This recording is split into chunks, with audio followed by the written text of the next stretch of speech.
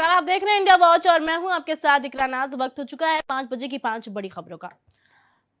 रक्षा मंत्री राजनाथ सिंह ने गुरुवार को नई दिल्ली में CII बिजनेस समिट में हिस्सा लिया। यहां उन्होंने पाकिस्तान के कब्जे वाले कश्मीर पर ऐसा बयान दिया जिसके बाद एक बार फिर पड़ोसी मुल्क की नींद उड़ने वाली है।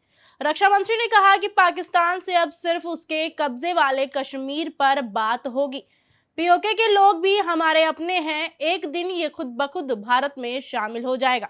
वहां के लोग ही कहेंगे कि हमें भारत में शामिल होना है, क्योंकि पाकिस्तान को आतंकवाद के समर्थन की बड़ी कीमत चुकानी पड़ेगी। आगे क्या कुछ कहा, आइए जानते हैं। उसको आगे बढ़ाने की एग्जीक्यूशन मॉडल को मंजूरी दे दी है। ये बहुत ही बोल्ड और बहुत ही डिसाइसिव डिसीजन लिया गया है, जो भारत की डिफेंस कैपेबिलिटीज को मजबूती प्रदान करने के साथ साथ इस देश में एरोस्पेस सेक्टर को एक डेप्थ और एक नई हाइट प्रदान करेगा। एमका प्रोजेक्ट के अंतर्गत आज 5 प्रोटोटाइप डेवलप करने की योजना है, जिसका बाद में सीरीज प्रोडक्शन होगा।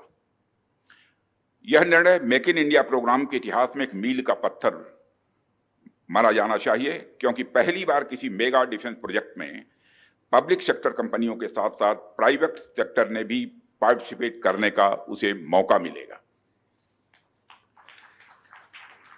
साथियों, ऑपरेशन सिंदूर में पूरे देश की जनता ने मेक इन इंडिया अभियान की सफलता को देखा, समझा और उसे महसूस किया है।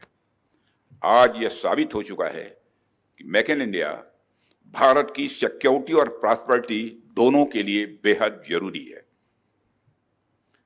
साथियों, भारत की नेशनल सिक्योरिटी में मेक इन इंडिया एक इसेंशियल कंपोनेंट है। यदि हमारे पास यह क्षमता नहीं होती तो भारत की सेनाएं पाकिस्तान के निचले हिस्से से लेकर पीओके तक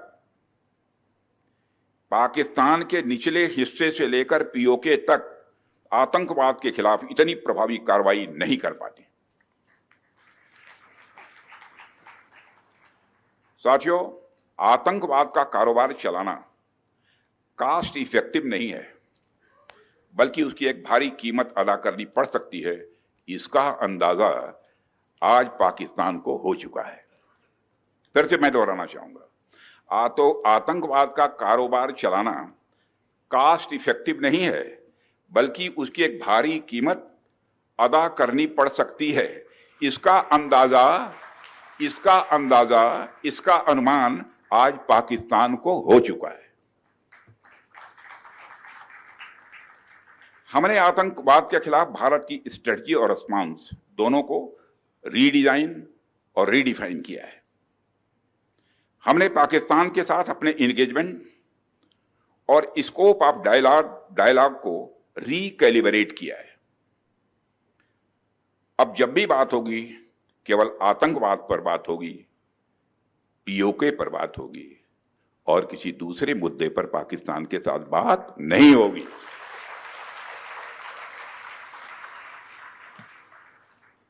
वह दूसरा मुद्दा कौन हो सकता है जिस पर पाकिस्तान बात करना चाहेगा, वो आप जानते हैं।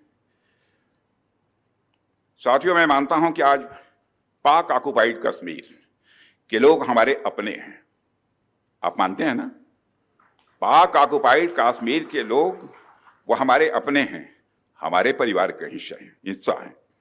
हम प्रधानमंत्री के श्री नरेंद्र मोदी जी के एक भारत श्रेष्ठ भारत के संकल्प के लिए पूरी तरह से प्रतिबद्ध हैं और हमें यह पूर्ण विश्वास है कि हमारे वो भाई जो आज हमसे भौगोलिक और राजनीतिक रूप से अलग हैं, वो भी अपने स्वाभिमान, आत्मा की आवाज और स्वेच्छा से भारत की मुख्य धारा में कभी न कभी जरूर वापस लौटेंगे।